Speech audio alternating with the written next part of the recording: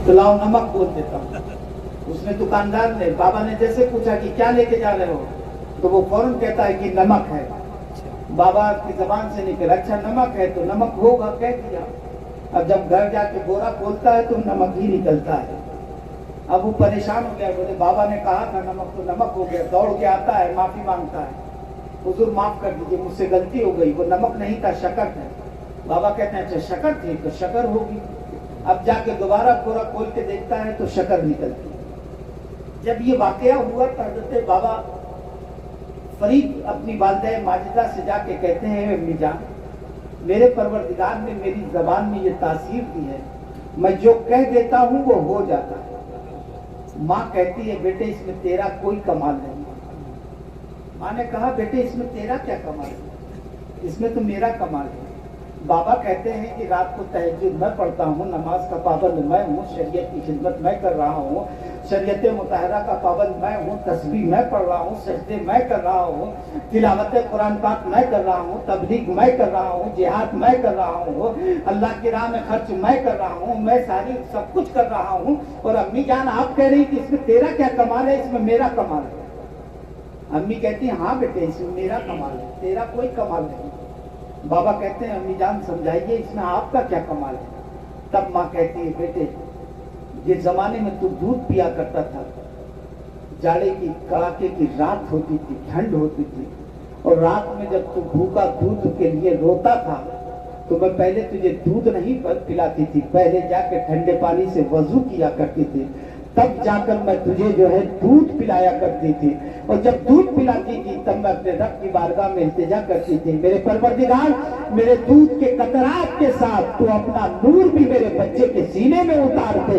उसी दुआ का असर है कि आज तेरी जबान में परवरदिगार ने ये तासीर है, ये असर पैदा। तो मेरे दोस्तों, तो हमारी माँ बहनों को भी चाहिए इनकी तारीख पढ़ें, इनकी सीरत पढ़ें, इनकी सुबह शाम को पढ़ें, और अगर इनकी तारीख को पढ़ेंगे तो मैं समझता हूँ कि जरूर इनकलाब आएगा। क्योंकि शुरू में कोई मौलाना साहब तकरीर कर रहे थे और वो ये नसीहत कर रहे थे कि हमारे घरों में क्या हो रहा है, अगर इस्लाह की जरूरत है तो हमें जो है अपनी माँ बहनों को भी संभालना होगा, उन्हें भी समझाना होगा, आपको भी समझाना होगा, तब जाके माहौल बनेगा, समाज बनेगा, माशरा अच्छा होगा। मेरे दोस्तों और बुजुर्गों, इस वक्त जरूरत है अपने नस्लों को, अपने जवानों को सुधारने की, नौजवानों को बचाने की। आज मोबाइल की दुनिया में हमारा जवान बिल्कुल गुम हो चुका है, भूल चुका है, कहां से कहां पहुंच गया है, कहां से कहां चला गया है। फिर जब बिगड़ जाता है, हाथ से निकल जाता है, तब हम जो है इमाम साहब के पास आते हैं कि हजरत तावीज़ अता कर दीजिए, दुआ कर दीजिए, ये दे दीजिए, वो दे दीजिए। मैं कहता हूँ पहले ही से क्यों ना उसको अच्छी राह से लगाया था, हमने पहले ही क्यों ना फिक्र की, हमने ये गौर क्यों नहीं किया कि मेरा जवान बेटा जो है रात के 12 बजे तक मोबाइल देख रहा है। कभी उससे हमने पूछा कि बेटा तुम रात के 12 बजे तक क्या मोबाइल देखते हो, जरा आप पूछ के तो देखिए, जरा उससे कह के तो देखिए, उसे समझाइए तो। ये मत सोचिए कि जवान लड़का है हमसे भिड़ जाएगा या उल्टा सीधा जवाब देगा। मोहब्बत से उसे जरा पूछिए तो, जरा सवाल तो कीजिए, उस पर निगाह तो रखिए, उसे समझाने की कोशिश तो कीजिए, रोज समझाइए। अरे एक कतरा पानी जब पत्थर पे गिरता है, गिरते गिरते एक न एक दिन जो है वो अपना निशान बना ही लेता है। ये तो जवान बेटा आपकी औलाद है, अगर आपने मोहब्बत के साथ समझाया तो इस बेटे के अंदर जरूर इनकलाब आ जाएगा, इन बुराइयों से वो जरूर बच जाएगा। इसलिए जरूरत इस बात की है कि हमें इन्हें भी सुधारना है कि इनसे पहले हमें अपने आप को भी समझना होगा, अपने आप को बदलना होगा। हम मस्जिद में जाएंगे तब इनसे कहेंगे कि बेटे तुम भी मस्जिद में चलो, तब हमारी बातों का असर होगा। हम मस्जिद में न जाएं और ये सोचते रहें कि बेटा नमाज पढ़ने लगे, बेटा तिलावत करने लगे, बेटा एक अच्छा इंसान बन जाए, तो मेरे दोस्तों और बुजुर्गों, आपकी नसीहत का कोई असर नहीं पड़ेगा। पहले अपने आप को संभाल लो, पहले खुद सच्चे हो जाओ, पहले खुद नेक हो जाओ, पहले खुद अच्छे बन जाओ, तो इंशाअल्लाह इसकी बरकत से आप अपनी औलाद को समझाओगे तो आपकी औलाद भी नेक हो जाएगी और अच्छी। नारे तकबीर, नारे रिसालत, फैजान हुजूर हाफिज मिल्लत, फैजान हुजूर हाफिज मिल्लत, नारे तकबीर, नारे रिसालत।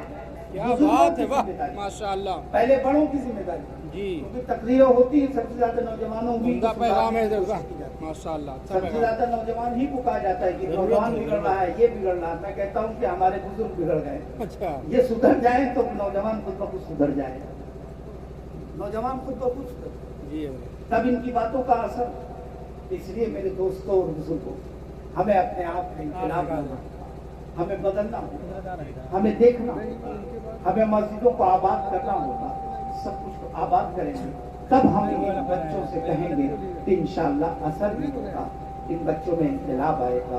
ये बच्चे तो वो बच्चे हैं, वो कोरा दिल है, इस कोरे दिल पे जो लिख दिया जाएगा तो इनकलाब बर्पा हो जाएगा। लेकिन इसके लिए जरूरत है कि हमें पहले अपने आप को संभालना होगा, अपने आप को बदलना होगा, हमें नमाजी बनाना होगा। इधर 5 मिनट बोलिए ना, हम बोले बोलिए इंशाअल्लाह। एक सरवर अच्छा वाला कुर्सी है, दरूद पाक पढ़े, अल्लाहुम्मा सल्ली अच्छा वाला कुर्सी कौन है? सय्यदना व शफीना हबीबना मौलाना मुहम्मद हाथ रखने वाला क्या क्यों है? वहाँ से उठा वहाँ से कुर्सी लेकर आओ भैया बाबू, चौड़ा वाला। मेरे अजीज, इस वक्त जरूरत इस बात की है, और जब हम खुद असलाफ के तरीके को पर अमल करेंगे, जानेंगे, सीखेंगे, तब तो हम अपनी औलाद को बता पाएंगे। जब हमें ही मालूम नहीं होगा तो हम अपनी औलाद को क्या बता पाएंगे, अपनी औलादों को क्या समझाएंगे, अपने औलादों को कैसे बताएंगे। मेरे अजीज, जरूरत इस बात की है कि बुजुर्गों को भी समझना होगा, जवानों को भी समझना होगा, नौजवानों को भी समझना होगा। और मैं तो बुजुर्गों से कहता हूँ कि जवान नौजवान वो तबका है, इसे तो बस थोड़े सी की जरूरत है, इन्हें जज्बात में लाने की जरूरत है, जोश में लाने की जरूरत है। और ये जब जज्बात में आते हैं तो अपना सब कुछ कुर्बान कर देते हैं। इस्लाम के नाम पे अपने आप को मिटाने के लिए सबसे आगे यही जवान आता है, लेकिन शर्त यह है इन्हें अच्छी राह अता कर दी जाए, अच्छी राह दिखा दी जाए। वरना ये जवान तो वो जवान है कि जब नबी करीम ने मदीने में सदा लगवाई थी, ऐलान करवाया था, रात का वक्त था, रात के सन्नाटे में मुनादी ने जब निदा दी थी कि चलो रसूल पाक ने बुलाया है, तुम्हें जन्नत चलना है। मुनादी मदीने में घूम घूम कर गली गली घूम रहा है, ऐलान कर रहा है कि रसूल ने बुलाया है, रसूल ने बुलाया है। यही सदा एक 18 साल के जवान के कान में पहुंचती है। जब वो जवान के लड़के के 18 साल के कलियन नौजवान के कान में ये आवाज पहुंची है तो वो कहीं और नहीं था, वो अपनी बीवी के पास था, बीवी के पास था। जैसे ही उसके कानों में ये आवाज गई है, अपनी बीवी से दूर होता है और दूर होकर कहता है, ए मेरी मोहतरमा, मेरे आका ने बुलाया है, मैं हर तमन्ना, हर ख्वाहिश, हर आरज़ू सब कुछ कुर्बान कर सकता हूँ। रसूलुल्लाह ने मुझे बुलाया है, इसलिए मैं अपनी तमन्नाओं को कुर्बान करके रसूल पाक के दामन में जा रहा हूँ। लेकिन मेरी बीवी, एक बात याद कर लेना कि मुझे रसूल पाक ने बुलाया है, जंग में जाने के लिए बुलाया है। जंग में जब इंसान जाता है तो या तो वो शहीद भी हो सकता है, बच के आ भी सकता है। अगर मैं बच के ना आऊँ और शहीद हो जाऊँ तो तुम्हें इजाजत है, तुम दूसरी शादी कर लेना। उस खातून ने बढ़ के कहा था, ए मेरे काश्तार सुनो सुनो, जिसका तुम कलमा पढ़ते हो उसी का मैं भी कलमा पढ़ती हूँ। जिस रब को तुम मानते हो उसी रब को मैं भी मानती हूँ। जिस रसूलुल्लाह को तुम मानते हो उसी रसूल को मैं भी मानती हूँ। सुनो सुनो, अगर आप शहीद हो जाते हो तो मैं दूसरी शादी नहीं करूंगी। जिंदगी भर जो है एक शहीद की बेवा कहलाना मुझे गवारा है, दूसरी शादी करना गवारा नहीं है। नौजवान बीवी को सलाम करता है, वो सलाम करके निकल जाता है। 18 साल की जवानी है, आज शादी हुई है, पहली रात है, बीवी के पास है, लेकिन नबी का गुलाम है, नबी ने बुलाया है तो कुर्बानी देखो उसकी।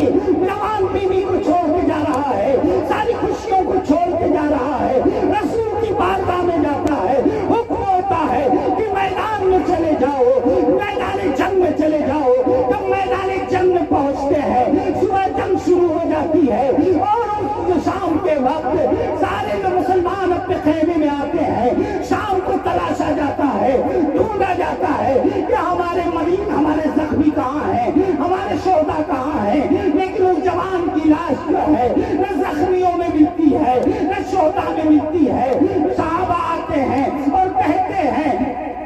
وہ جوان نہیں مل رہا ہے، نہ زخمیوں میں ہے، نہ ہی جو ہے وہ زخمیوں میں ہے، نہ شہداء میں ہے۔